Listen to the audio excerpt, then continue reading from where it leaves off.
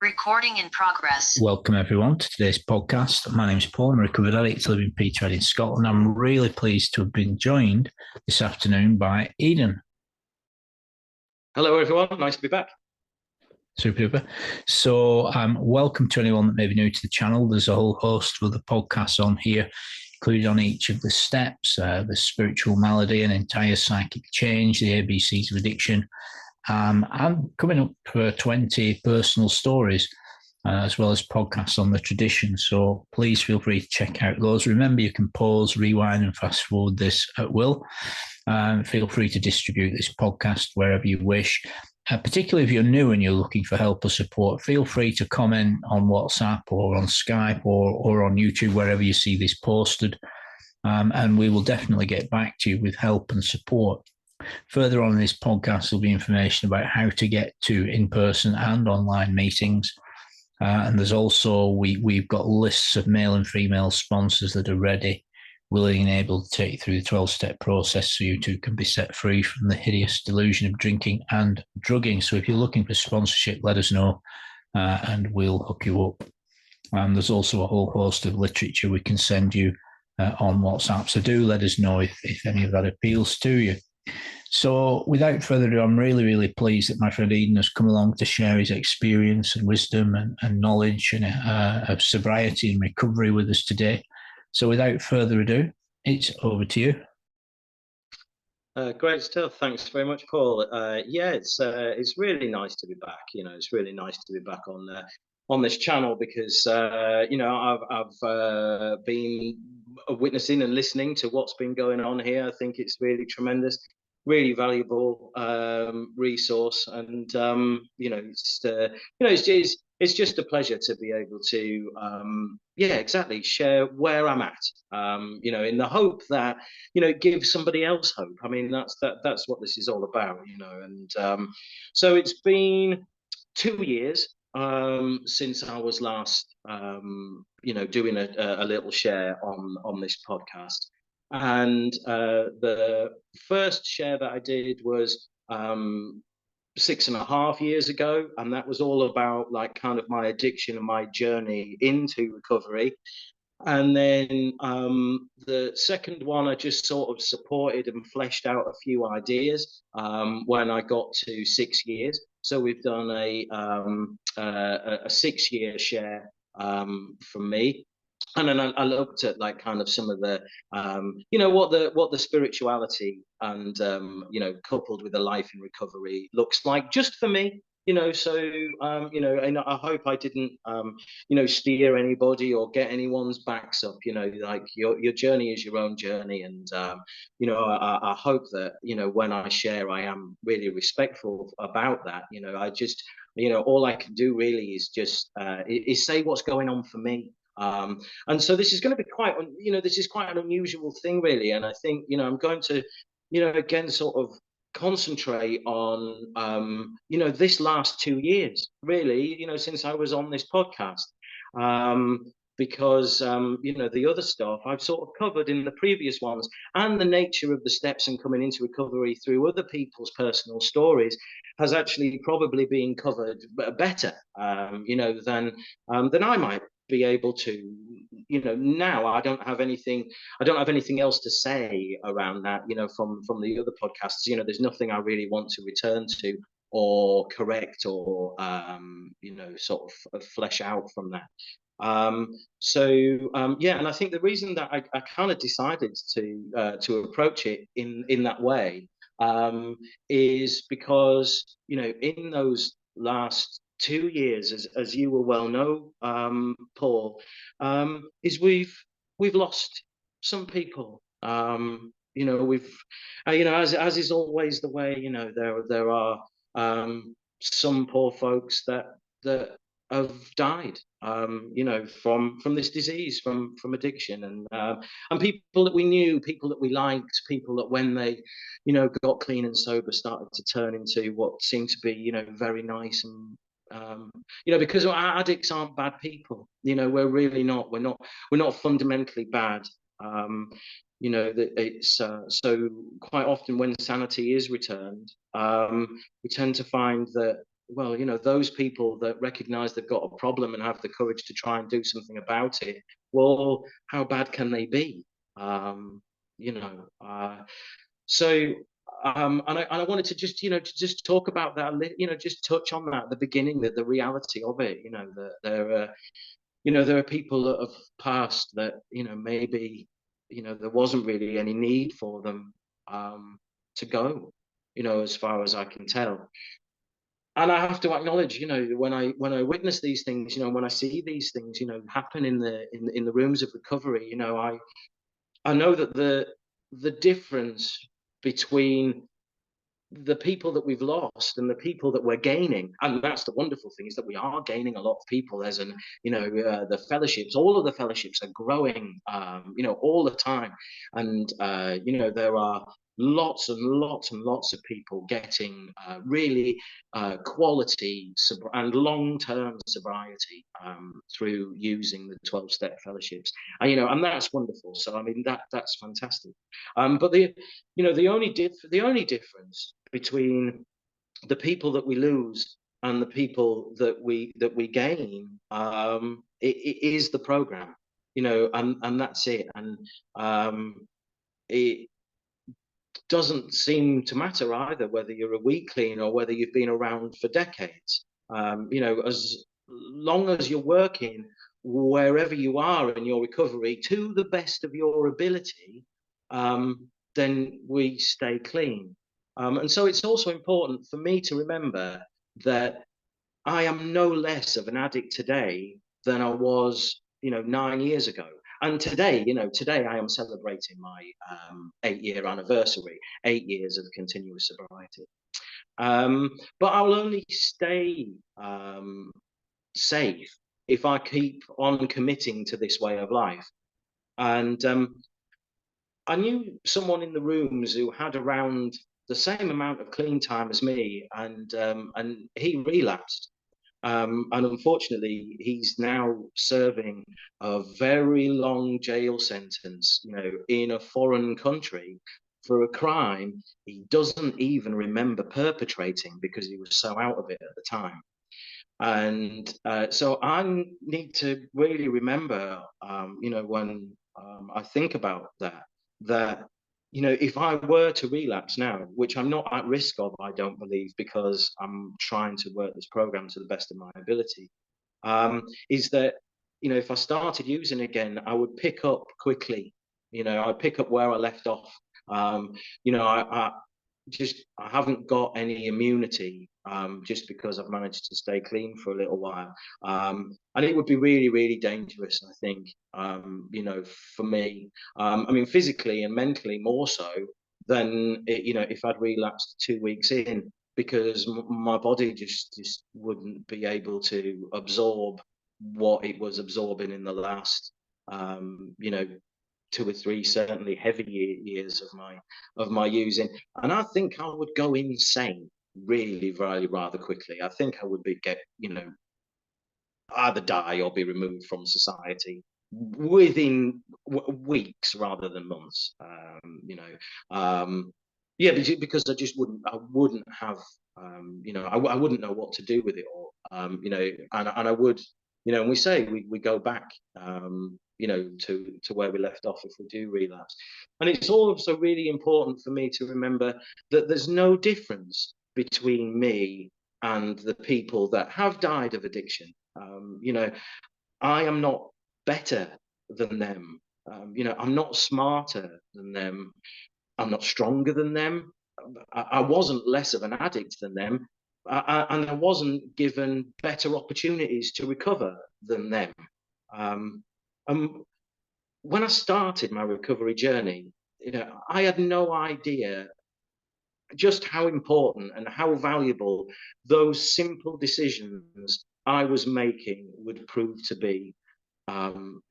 Just those sorts of things, like really make that step one, that earnest decision to decide you're done. Just decide that there's nothing in that way of life that serves you anymore. And the growth might be painful, but you just got to get on with it. And but I didn't know that if I was going to quit drinking and using, at the time, I didn't know that I would have to find a substitute for substances. And that substitute would have to be personal growth. Um, and and I didn't know that that would be a pleasurable journey of a lifetime. Uh, I thought that it was always going to be a constant battle, and that's just not true. Once the obsession was removed, and I started to really believe and feel that I was getting better, um, I grabbed on and I haven't let go yet. And I knew that I wanted that stuff, um, but I had no idea that that was the decision I was making.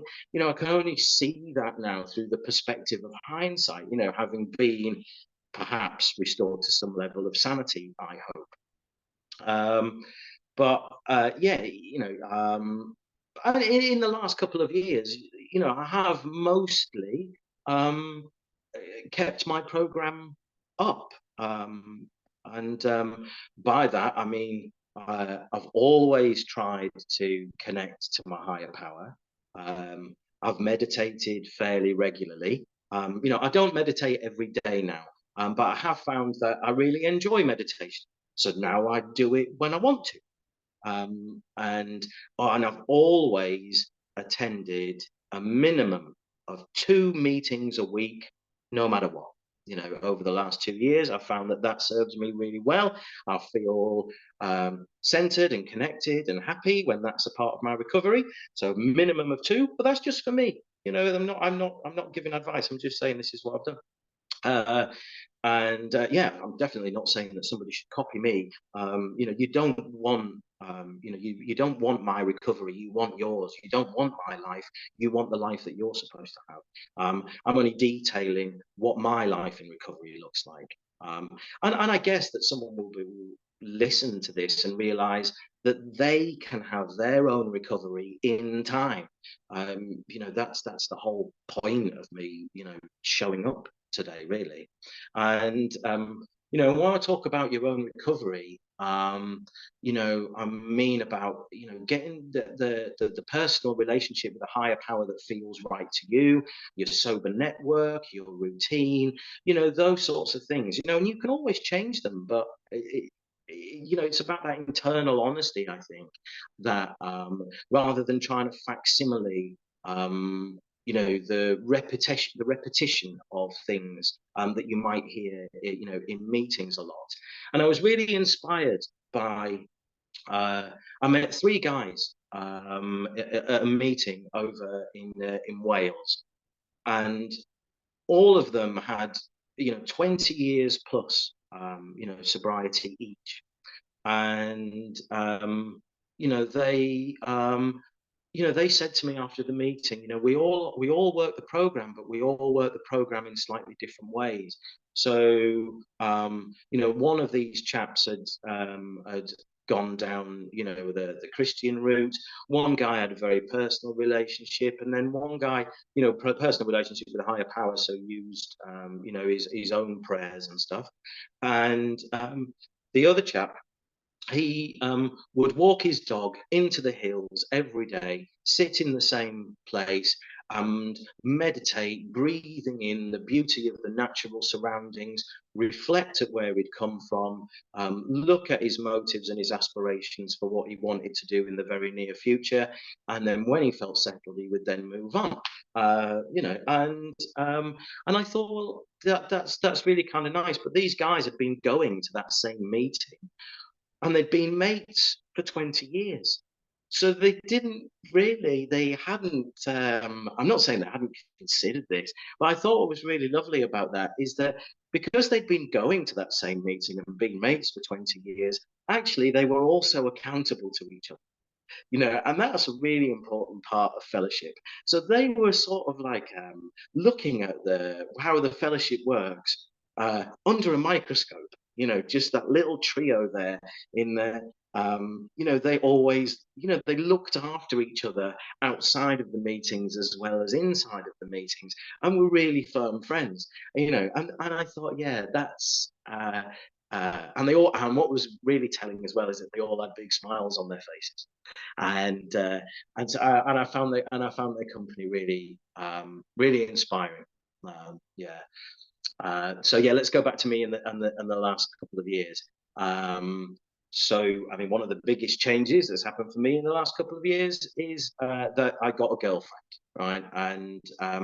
And getting a girlfriend sure did ruffle my routine. And you know, but I laugh at it now, you know, and I always laugh when life or my higher power or God, you know, or the spirit of the universe, whatever you want, um, it always tends to push me to move on before I think I'm ready. And sometimes it pushes me to move into areas of life that goes against a decision that I had made. And this, having a girlfriend, is completely the opposite of what I had decided I was going to do, because I had decided that as a result of you know, my past misdemeanors and my antics in recovery and stuff, that it was probably best for me to just sit quietly and live out my days without hurting any more people. And I'd sort of decided that it was, you know, I should really just make my peace with that. And but then I think that had sort of come about because in my first couple of years in recovery, I totally immersed myself in the fellowships and recovery, and you know, the readings and you know, everything that recovery was all about. I sort of really dived in, and I didn't do anything else really. You know, just basic work, you know, to just to keep myself fed and a roof over my head. But I just took a really, really simple, basic job so that I could look after myself in the first couple of years. And uh, and as a result of that, for the first time in my life, I'd learned to be, or found that I could be, comfortable on my own, in my own skin, you know, just around me. Um, and that had never been, and I shared that in a previous podcast. You know, I'd never had that. I'd never had that gift. You know, I'd never had that mental stability, or you know, I suppose you'd call it serenity. Now, that had never existed for me, and so I sort of found that really was quite precious. But then, you know, my higher powers pushed me on to be, and I've been with this young lady now for 18 months, and it's really rather nice, you know. And in other parts of my, I suppose other parts of my personal life, I've paid all of my bills. In the last couple of years, my credit rating has shot up. Like, that is now in fantastic shape. I mean, when I was using, I didn't even know what a credit rating was. I've been with the same employer for work for the last 2 years, and I haven't needed to take a day off at all for any reason. And I have a good relationship with everyone at work. In fact, I think they're really very happy with me and my performance, and you know, what I deliver. Now, I've travelled an awful lot with work, so you know, that's been really fun. And you know, I've seen an awful lot of places. Well, I've been on, in the last couple of years, I've been on some really nice, fantastic holidays. You know, and I've connected with nature and the natural world by seeing some stunning views, going on some fantastic walks. I've had some meals in some wonderful restaurants. I've had some very relaxing, lovely spa weekends, cooked well at home. I've kept physically active, and I've kept my relationships with my family alive. You know, I mean, I've called my kids regularly. I've seen them as much as possible. So you know, I've just maintained that normal life stuff. And next week I've got a job interview coming up. Really, really nice job. It would be great if I got it, but I'll be fine if it doesn't work out. I'll just use the tools of the program behind the interview process. And remember, like you have often said, Paul, that God will move the mountain as long as I bring a shovel. So I'm going to sit down this weekend, do some research around, what they might ask in this interview, and be as prepared as possible.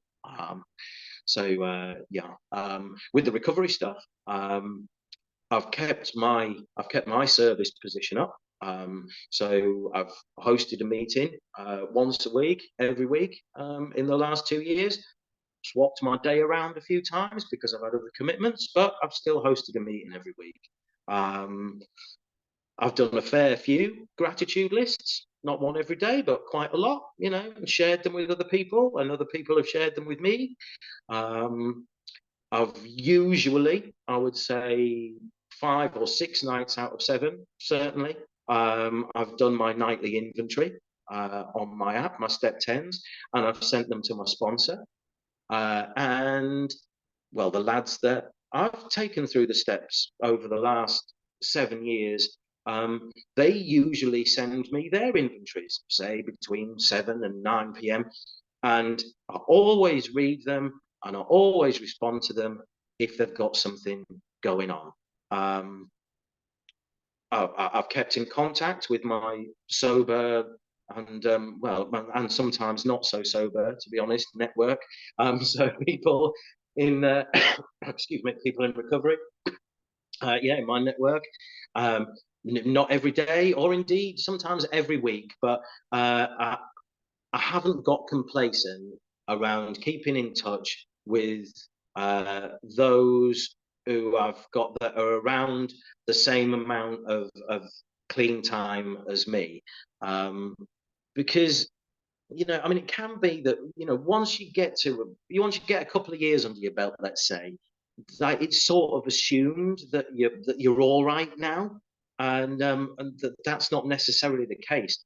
And I suppose actually it's fair to say that in the last couple of years I've probably prayed and meditated less than I did in the 2 years before, but I have read more and I've reached out more in the last couple of years, and that is in no way deliberate. It's just the way that things have worked out.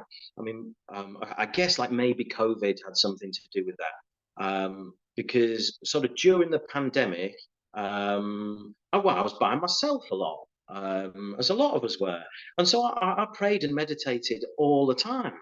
And it was great. I couldn't do my normal job during COVID, so I just rented a log cabin by the sea, and I worked 3 days a week replacing hand sanitizer in retail outlets and stuff. So I made myself useful, and I know a lot of people, that really struggled psychologically with lockdowns and all of that stuff, but it didn't bother me really at all. And one good thing that came out of those post-COVID times is the explosion of online meetings. Because sort of pre-COVID, I think online meetings were kind of regarded as second best to like real meetings. Or they sort of were approached with the attitude of, if you can't get to a face-to-face, you'll have to make do with an online one.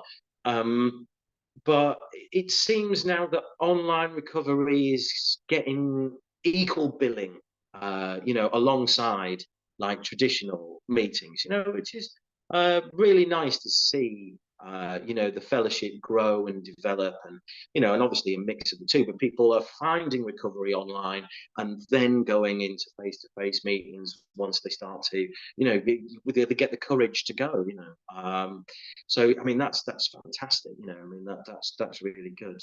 And the fellowships are, growing and changing. You know, the program stays roughly the same, but the advice around what people can do and can't do, and that kind of thing, that does evolve, and it changes from group to group as well. And you know, I mean, some of the changes, you know, I don't like so much, you know, but that's fine. You know, because I found that being fully supportive of opinions that I don't agree with has been a fantastic piece of personal growth for me.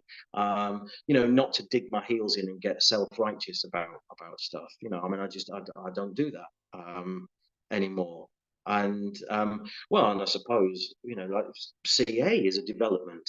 You know, because it started off with AA, and then CA only really came about because the people in AA got a bit moody about loads of addicts rocking up, and you know, they didn't know what to do with them. So you know, we started CA, you know, with the same program, and it's wonderful. And you've got NA as well, which is fantastic. You know, saving as many lives as any other fellowship. Right. Oh yeah, right. So also in the last 2 years, I've only taken one person through the steps, start to finish. So we've done all of the steps, and then I've got him. You know, I didn't get him, but you know, I helped him get to a year's worth of continuous sobriety. And you know, and obviously the spiritual and the service part of the program is never finished. But you know what I mean. And I like to stay in daily contact with someone who has asked me for help in that way for around a year. And then I reckon they should be all right to monitor their own recovery routine, you know, and then just, you know, use me, you know, whenever they want to or need to. And all of the people who I've helped through the steps, you know, which there is only a handful, but all of the people that I've helped through the steps, you know, they all lean on me in different ways. You know, they all want a different, you know, just like you do with your friends. You know, you have different relationships, don't you, with each friend, and it's the same with the chaps that I've taken through the steps. The main reason that I've only taken one person through the steps in 2 years is because he's the only person that asked me to. So, uh, and I don't mind. You know, I am content with the notion that maybe that was how it was meant to be. You know, I've had my own life going on, lots of changes and stuff. So, um, you know, that's fine. You know, if someone asks me, then I certainly will. You know, help them. But I'm not on a mission to save the world, I think is what I'm trying to say. And perhaps that is part perhaps that is part of my message. Uh, I have a normal life balance, and my recovery and my service to it all fits together fine. Um, so, you know, there's no one quarter of my life that's bleeding into the other and monopolizing and stopping me from, you know, stopping me from being who I'm meant to be, I believe, you know, with the guidance of my higher power, obviously.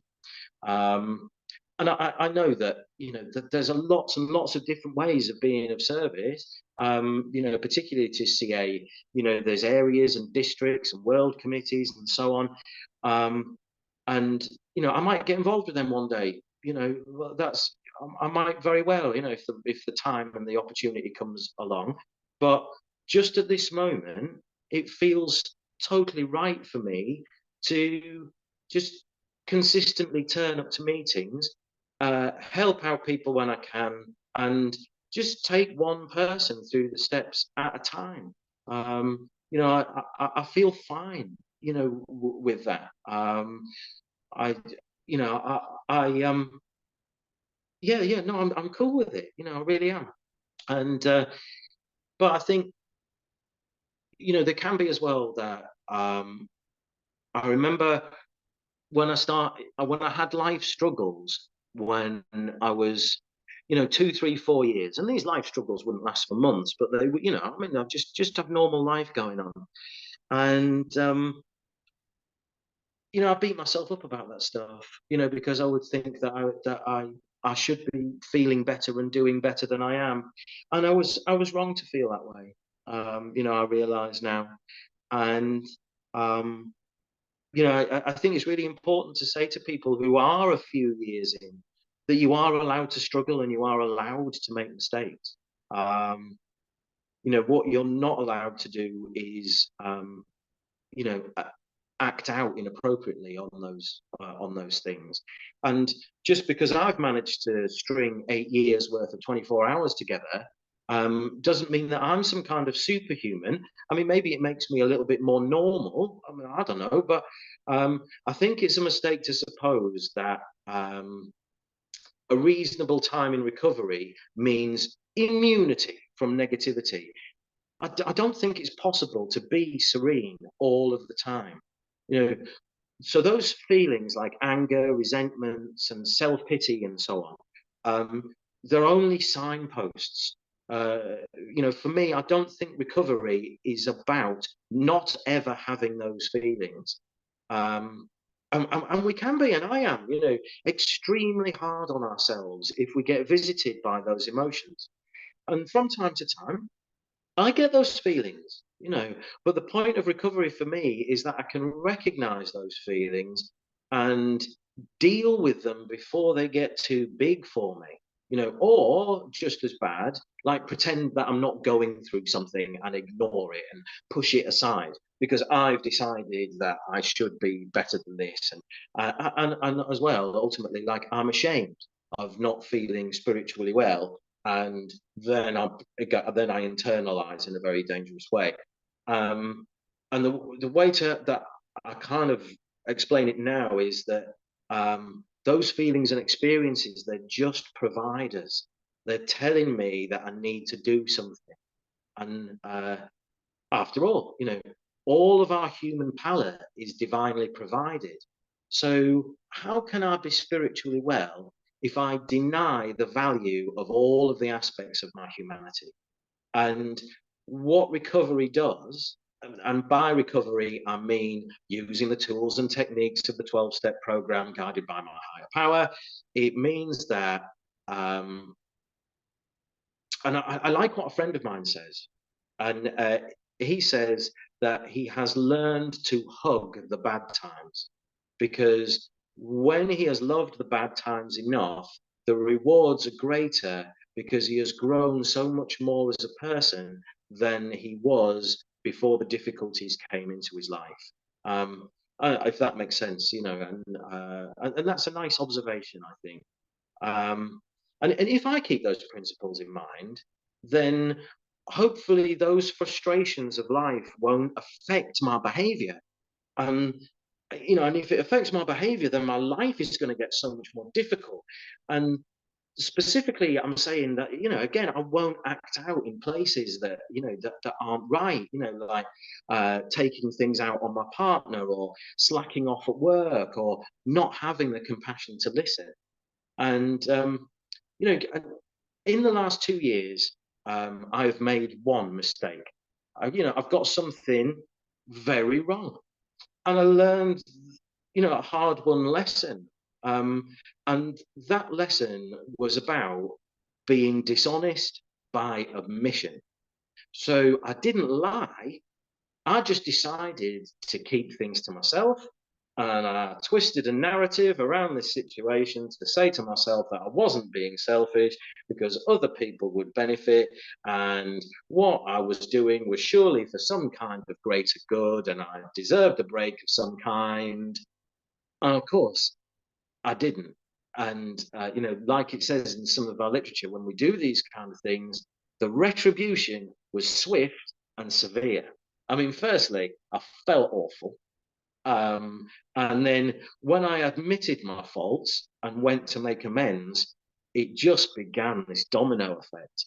And I was rejected and I was humiliated, and it was all my fault because I didn't push for what I knew was right in the first place.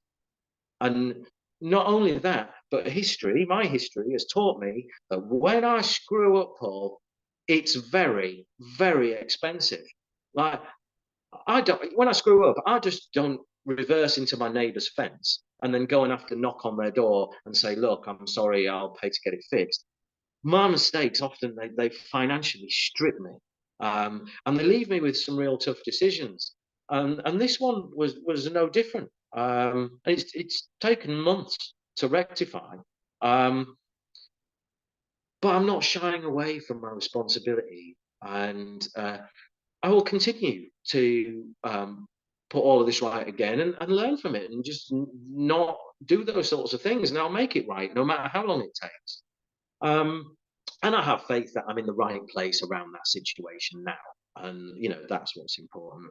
Um, because also through all of that, what I've learned, and here is a strange thing, is that the guys who I talk to in recovery about that stuff are actually the only people in this world who I can fully trust.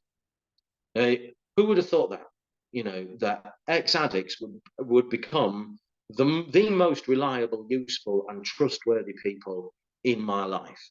I'm very grateful for it. It helped me navigate through that stuff. What else is happening? I'm 50 this year, 50 years old later on this year. And it's very rare to get people of my age who have done as much work on themselves as recovered addicts. So most of my generation, may have manipulated their own realities to suit themselves. And a lot of them sit in detrimental judgment of others to elevate their own self-worth. And almost all of them compensate for their shortcomings and defects by diverting their attention onto something that they're good at, or something that makes them feel more virtuous. So let me just try and think of a real world example of that, off the top of my head. I mean, a hypothetical example.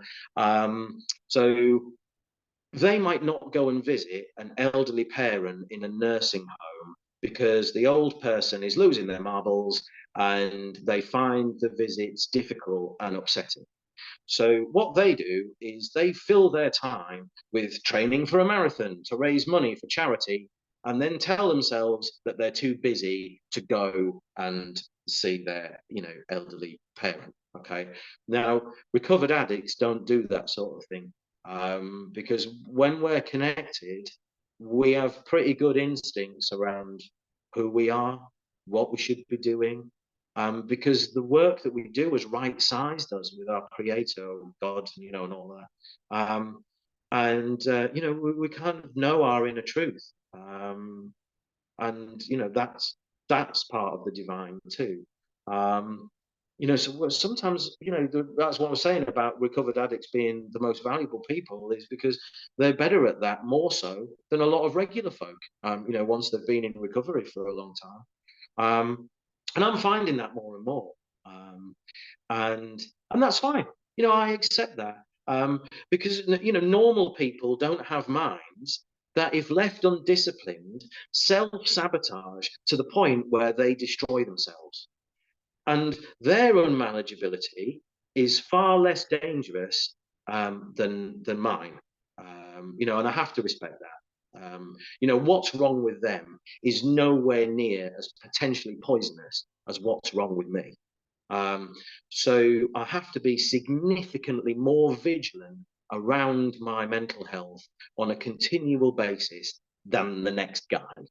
Now, that doesn't mean that I'm less than the next guy. I'm not less than the next guy in any way. I can keep up with him in every tangible way.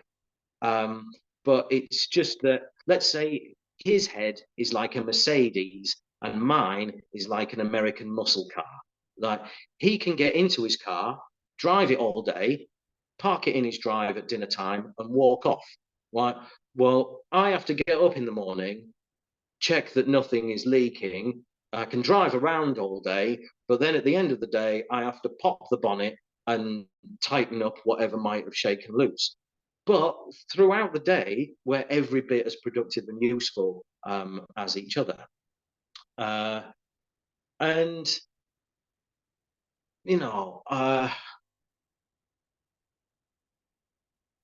let's see. So I'm really sort of hoping that this is going to help someone that's maybe, that 2, 3, 4 years in, and maybe finding things a little bit stale. I mean, it can happen.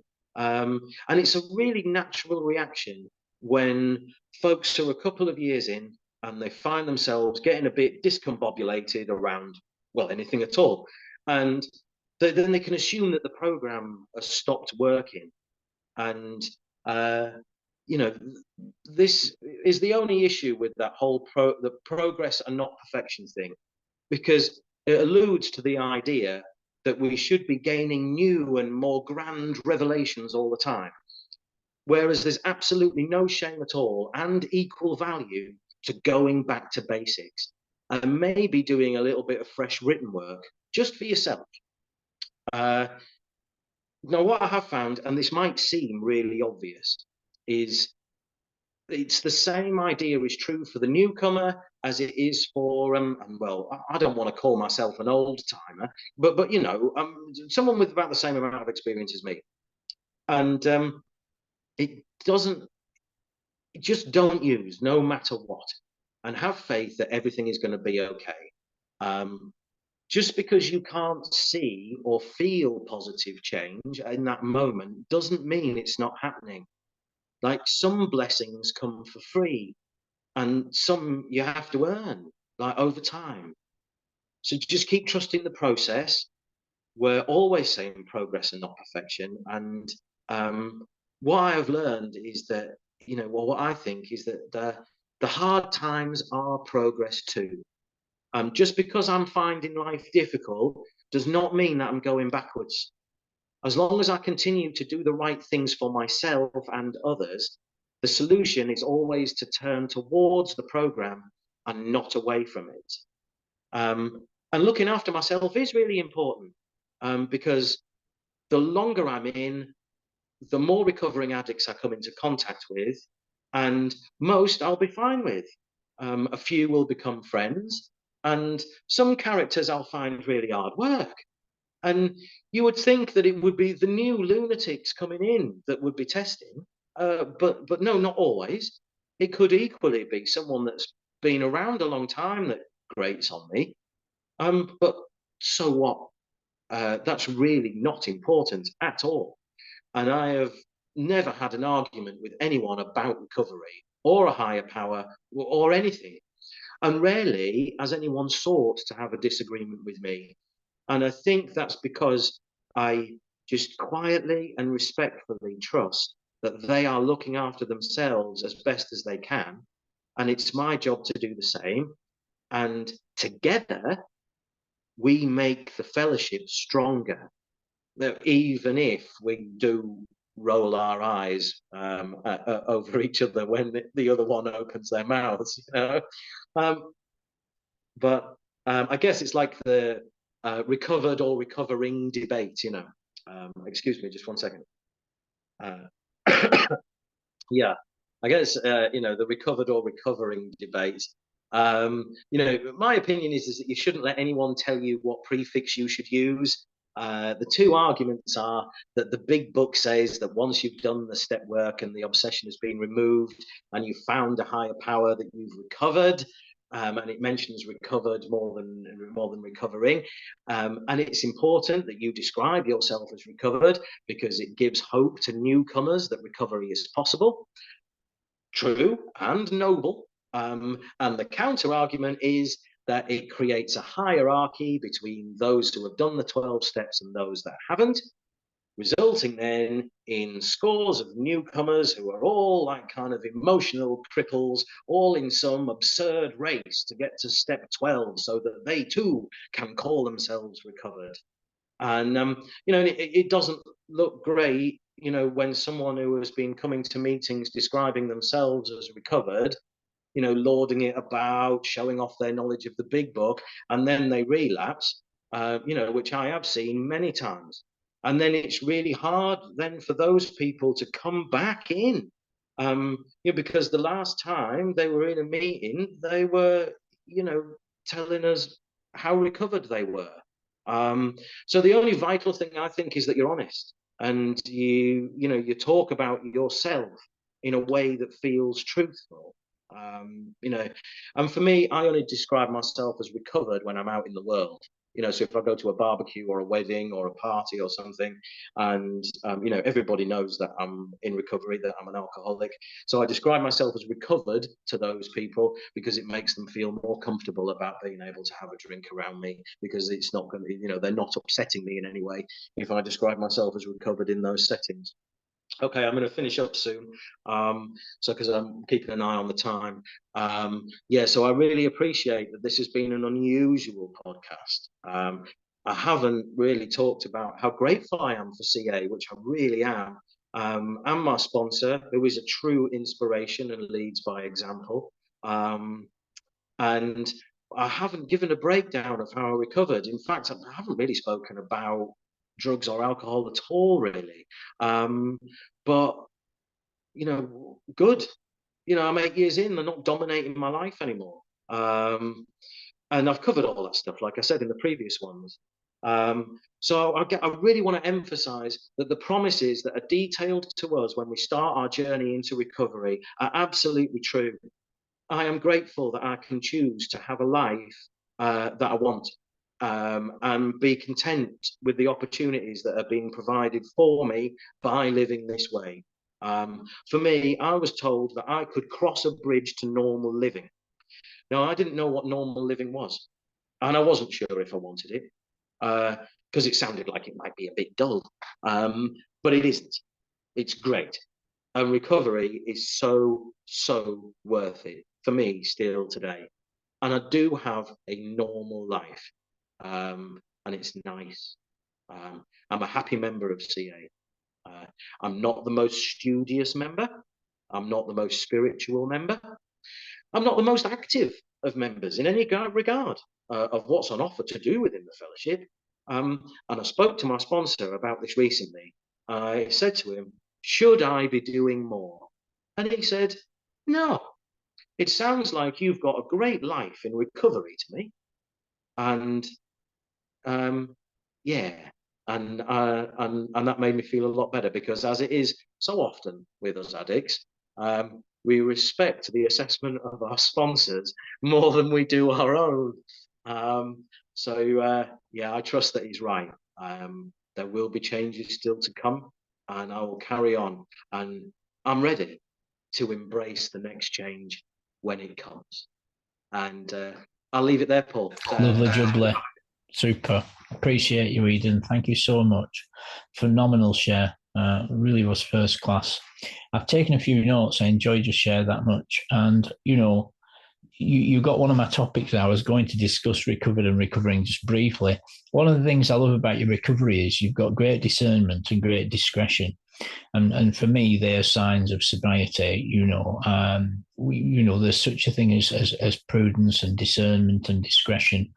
And I've been privileged to be a tiny part of your process now for several years. I think we've known each other 4.5 years, around 4.5 years, something like that. And you really got me thinking with a lot of the things you mentioned. And one of the topics you mentioned was self-improvement and growth and change. And you spoke of persons. You've been on the earth half a century, my friend, 50 years.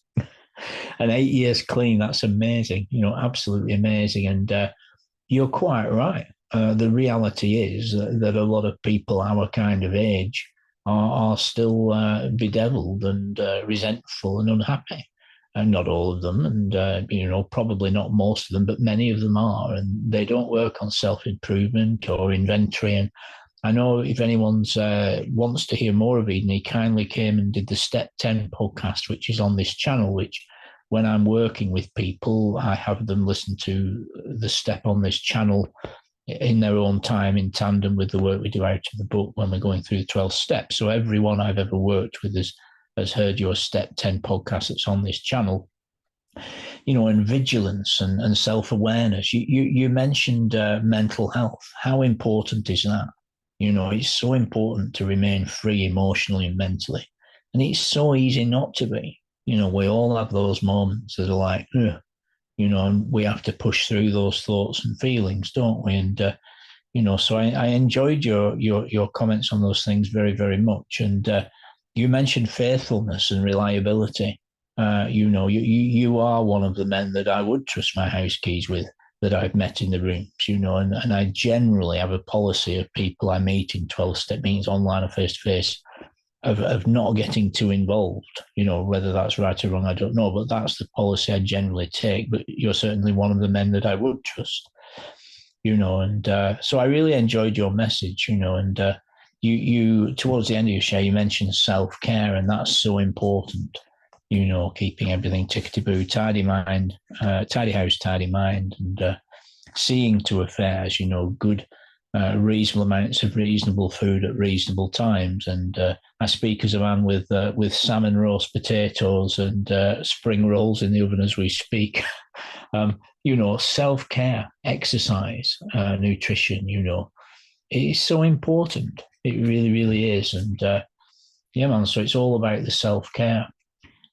So in terms of the recovered and recovering, I personally believe that, and this is all just my opinion, of course, that persons, we still experience a lot of ongoing mental recovery. Many of us are still recovering mentally and still recovering emotionally and still recovering financially in the early days. And those are not easy things. It's a period of growth, a period of healing, a period of change, and so many persons are still definitely recovering in those terms, mentally, financially, emotionally, maritally, industrially. But in terms of not thinking about drink and drugs, and in terms of not having the physical craving, you become a recovered man or a recovered woman. That is to say, you don't think about drink and drugs, and because you don't ingest them, you simply don't set off the phenomena of craving.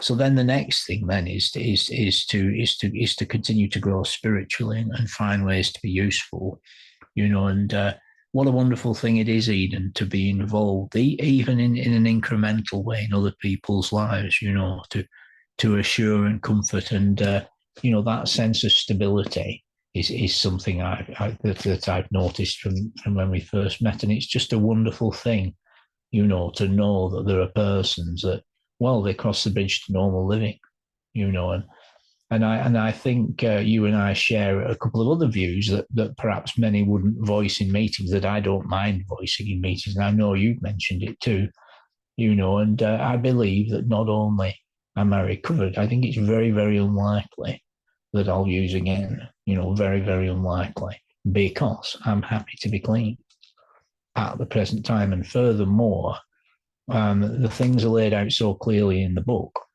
that if you are practicing what we call the program, which is largely honesty, open-mindedness, willingness, working with others, doing some service, good self-care, and being vigilant, and being transparent, then generally and severally you'll be manageable and content, and you simply won't desire to drink or drug, and you'll easily be able to control those urges. So I very much enjoyed your share, and congratulations on your 8 years. Is there anything else you'd like to share with our listeners? No, only that if this was your first listen, on this channel, then do appreciate that. That was, I sort of stepped back and listen to, I would recommend listening to some of the personal stories from other folks, on this channel, because you'll certainly get identification through those. And I just, as I always do, is I take my hat off to and I respect absolutely anybody that is trying to get off drink and drugs, having identified that they're an addict. It's so difficult, it's really hard in those at times, particularly when you first come in. And I have got this far by living this way of life, and it is a really big change. But try and embrace that change and not be fearful of it. And you don't lose anything. You don't lose any of yourself by coming into this. In fact, you gain parts of yourself that you didn't even know you had. So, please, if you are new and you are struggling, dig deep, get some courage, and get yourself to as many meetings as you can. And good luck, to you.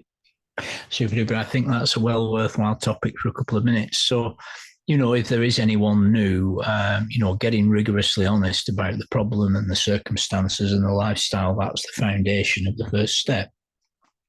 Conceding to your inner self that you're drinking and drugging is so problematic that it's rendered your life unmanageable, and sharing that honestly with a sponsor and with other people is a very powerful thing. Making a consequences list, just writing a dozen or 2 dozen bullet points that describe your drinking and drugging and the consequences thereof, that is the foundation. And early recovery can be very painful because you have to face the circumstances that brought you to recovery without a drink or a drug.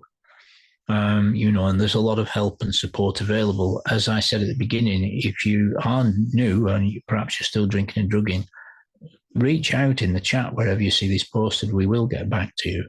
On the screen is a list of meetings. All those meetings are on every single day. You're certainly not obliged to put your camera on in a Zoom meeting. In fact, 8 out of 10 people don't. You are certainly not obliged to even unmute and talk if you don't want to. You're completely welcome to come along and simply listen in. So download Zoom and log into some of those meetings. The UK Samaritans number's at the bottom right, as is the CA UK helpline. But Eden, making a commitment to sobriety, I call it a conspiracy of circumstances. The truth of the matter is that, leading up to getting clean, I'd be juggling circumstances. I'd be justifying, rationalizing, minimizing, maximizing, and coming up with reasons to carry on, and ultimately, circumstances would give me the desire to get clean. And I'll leave it with this before I invite you back in.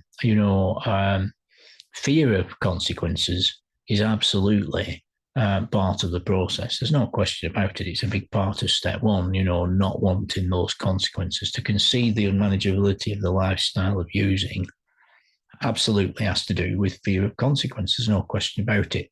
However, once you go through the 12 steps, you build a relationship with a higher power, the Lord Jesus Christ, the Spirit of the universe, the Father of eternity, a higher power. You get some healing, and you get some peace, and you get some serenity, and you become happy to be clean. You understand? So more is revealed. It's very much a process going through the steps, and the solution is in the steps. And we've had on the screen today a reading from our basic text, Alcoholics Anonymous, the big book, which you can read or listen to at aa.org completely free anytime. Is there anything else you'd like to share with listeners, Eden? Only that, again, if you're listening to this and you're fairly new, then be assured by someone who has been in for as long as me that the CA fellowship is full of loads and loads of people who are kind, generous, forgiving, philanthropic, and non-judgmental. It's full of people who were at one time just like you, and I hope I came across as someone who has been restored to some level of sanity and has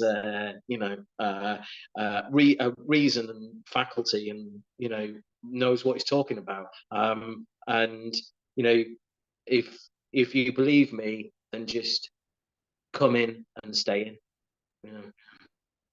Lovely, jubbly. Appreciate you being here, Eden. So, okay, family, stay strong, stay safe, stay connected, and we'll be back soon with another podcast. Thanks for your time, Eden. Great to hear you, and congratulations Thanks for everything you do, Paul. Thank you. No problem. Super duper. Bye, family.